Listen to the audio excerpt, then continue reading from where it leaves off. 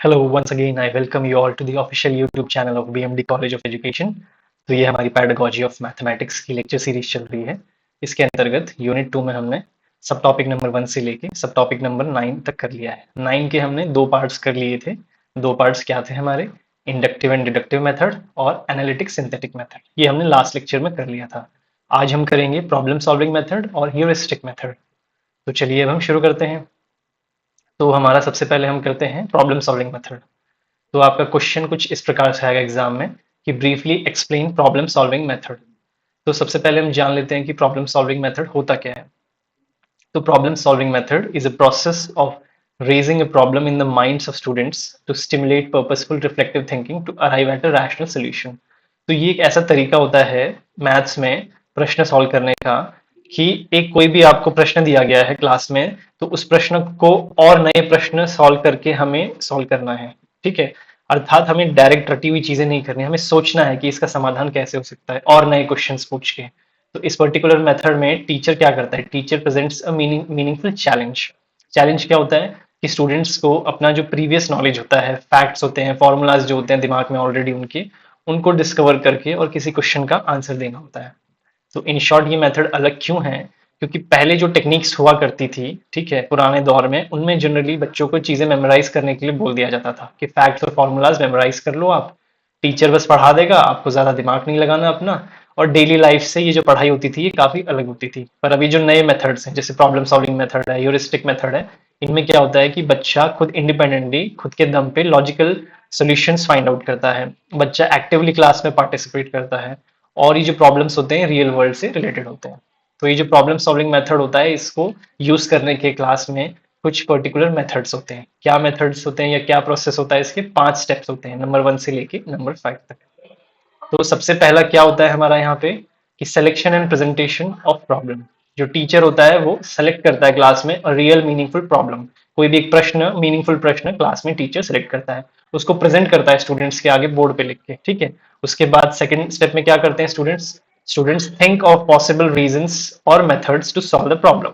बच्चे खुद का दिमाग लगाते हैं और कोशिश करते हैं कि हमें जो पहले से पता है मेथड्स, फैक्ट्स, उसके बेसिस पे कैसे इसको हम सॉल्व करें। थर्ड सॉरी थर्ड स्टेप में क्या होता है कि students gather relevant information from question and mathematically analyse it. तो अब बच्चे जो प्रॉब्लम क्लास में दी गई है उन्हें उसी में से डेटा निकालते हैं कि ये जो प्रॉब्लम है ये क्या पूछ रही है, ठीक है, और कैसे इसको एनालाइज किया जाए। अब नेक्स्ट स्टेप में क्या होता है कि बच्चे जो होते हैं वो apply the chosen method and calculate the final answer. बच्चे अपना खुद का एनालाइज करके, दिमाग लगा के एक मेथड डिसाइड करते हैं कि इस मेथड से हम इस प्रॉब्लम को सॉल्व करेंगे और फाइनल आंसर निकालते हैं बच्चे। नेक्स्ट स्टेप में क्या होता है? Testing of conclusion. The final result is checked and verified to ensure it is perfectly correct. Teacher class में ये इंश्योर करता है कि बच्चे ने जो फाइनल आंसर लेके आया है वो सही है कि नहीं, इसको वेरीफाई किया जाए। तब ये जो पूरी जानकारी हमने ऊपर अभी डिस्कस की, इसको हम एक एग्जाम्पल से समझते हैं कि मान लीजिए क्लास में टीचर को पढ़ाना है लीनियर इक्वेशंस। लीनियर इक्वेशंस वह इक्वेशंस होते हैं जिसमें हाईएस्ट पावर किसी भी वेरिएबल की 1 होती है। फॉर एग्जाम्पल मान लीजिए हमने लिखा है 2x प्लस 3y। तो यहाँ पे जो x और y है इसकी हाईएस्ट पावर क्या है? कुछ नहीं लिखा है तो 1। तो ये एक लीनियर इक्वेशन है। तो क्लास में टीचर को पढ़ाना है लीनियर इक्वेशन, तो टीचर डायरेक्टली नहीं पढ़ाएगा। टीचर क्या करेगा? क्लास में एक बच्चों को एक प्रॉब्लम देगा, रियल लाइफ प्रॉब्लम देगा। क्या प्रॉब्लम होगी ये कि the ratio of Ramesh and Rahim's age is 5:7। अगर 9 साल दोनों की उम्र में ऐड कर दिया जाए तो नया रेशियो क्या बनेगा? तो बच्चों को इस तरह का प्रश्न दिया क्लास में टीचर ने। अब स्टूडेंट्स क्या करेंगे? आइडेंटिफाई करेंगे रेशियो क्या दिया हुआ है, 5:7। उसमें कितने साल ऐड करने हैं बच्चों को? 9 साल। और बच्चे कैसे इससे इक्वेशन बना सकते हैं ये कोशिश करेंगे बच्चे।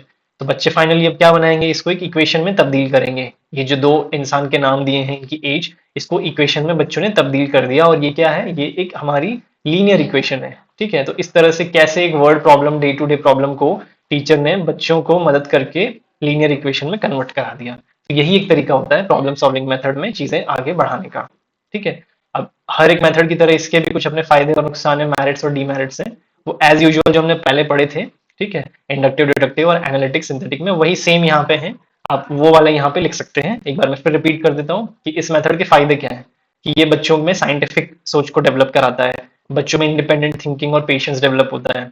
जो चीजें वो लर्न करते हैं वो उनके दिमाग में परमानेंट रहती हैं। ठीक है, उनकी रीजनिंग, सोचने की शक्ति और इमेजिनेशन को ये तरीका बढ़ावा देता है। बट इसके नुकसान क्या है? ये मेथड बहुत स्लो है, ठीक है। कम उम्र के छोटे बच्चों के लिए ये मेथड हम फॉलो नहीं कर सकते क्योंकि इसमें ज्यादा सोचना होता है। सिलेबस कंप्लीट करने में बहुत डिफिकल्टी होगी अगर इस मेथड को सॉल्व किया जाए तो, ठीक है। तो ये कुछ फायदे और नुकसान थे इसके, ठीक है। ये हमारा फाइनल कंक्लूजन है इस पर्टिकुलर मेथड का, कि जो प्रॉब्लम सॉल्विंग मेथड होता है बहुत एक्सीलेंट टेक्निक होती है ये बच्चों में हाई लेवल मैथमेटिकल रीजनिंग और रियल लाइफ स्किल डेवलप करने के लिए। भले ही ये प्रैक्टिकल नहीं है, ठीक है, लेंदी सिलेबस को कंप्लीट करने के लिए, बट बच्चों की सोचने की क्षमता को विकसित करने के लिए ये मेथड बहुत ज्यादा जरूरी है, ठीक है। तो ये हमारा प्रॉब्लम सॉल्विंग मेथड हो गया। तो अब हम हमारे नेक्स्ट और लास्ट मेथड पे आ जाते हैं, यूरिस्टिक मेथड, ठीक है। तो यूरिस्टिक मेथड और प्रॉब्लम सॉल्विंग मेथड में कोई डिफरेंस नहीं है, आप एग्जाम में सेम कंटेंट लिख सकते हैं इसमें, ठीक है। बट सिंस आपके ये सिलेबस में दिया हुआ है तो मैं इसको वापस पढ़ा देता हूँ, सेम चीजें हैं, बस इसमें ये है कि बच्चे को पढ़ते टाइम एक साइंटिफिक अप्रोच को डेवलप करना है, विकसित करना है, कि चीजें कैसे क्वेश्चन करनी है, रीजनिंग करनी है, यही ह्यूरिस्टिक मेथड होता है।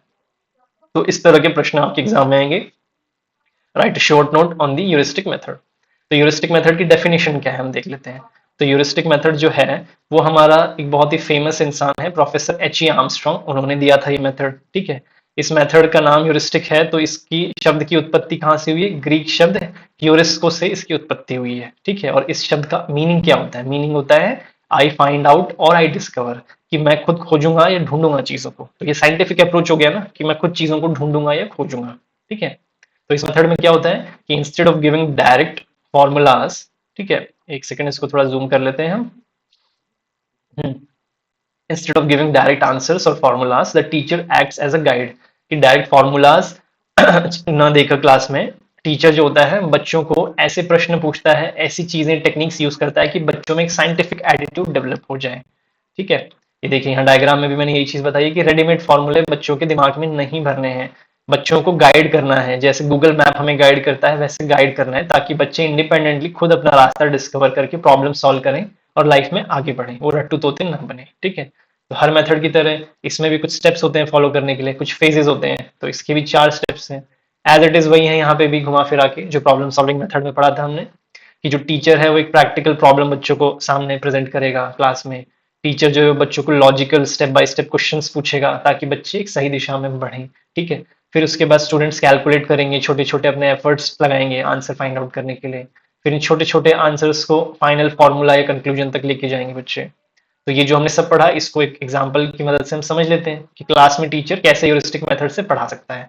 तो यहाँ पे देख लीजिए क्लास में टीचर को ये पढ़ाना है कि पॉपुलेशन ग्रोथ, जैसे मान लीजिए एक शहर में इस साल कितने लोग थे, अगले साल इतनी वृद्धि हुई तो कितने लोग हैं, पॉपुलेशन ग्रोथ का कंसेप्ट पढ़ाना है। तो टीचर डायरेक्ट फॉर्मूला नहीं देगा क्लास में, ठीक है। यहाँ पे ये फॉर्मूला है, तो ये डायरेक्ट फॉर्मूला रटाना बच्चों को गलत है। टीचर क्या बोलेगा बच्चों को कि बच्चों मान के चलो 50,000 पॉपुलेशन है एक शहर में, तो उसमें 5% इंक्रीज होता है एक साल में, तो 5% इंक्रीज कितना हुआ 50,000 में, तो बच्चे बोलेंगे कि 2,500 हुआ, ठीक है। अब टीचर अगला प्रश्न पूछेगा कि what is the total population for the second year, कि भाई 2,500 बढ़ गई तो अगले साल टोटल पॉपुलेशन कितनी होगी, तो बच्चे 50,000 और 2,500 को ऐड करेंगे तो आंसर आएगा 52,500। तो इस तरह से ये फॉर्मूला न रटाकर टीचर ने बच्चों को वही सेम चीज आसान भाषा में एक साइंटिफिक अप्रोच से पढ़ाई। तो यहाँ पे बस इतना ही था इस मेथड में।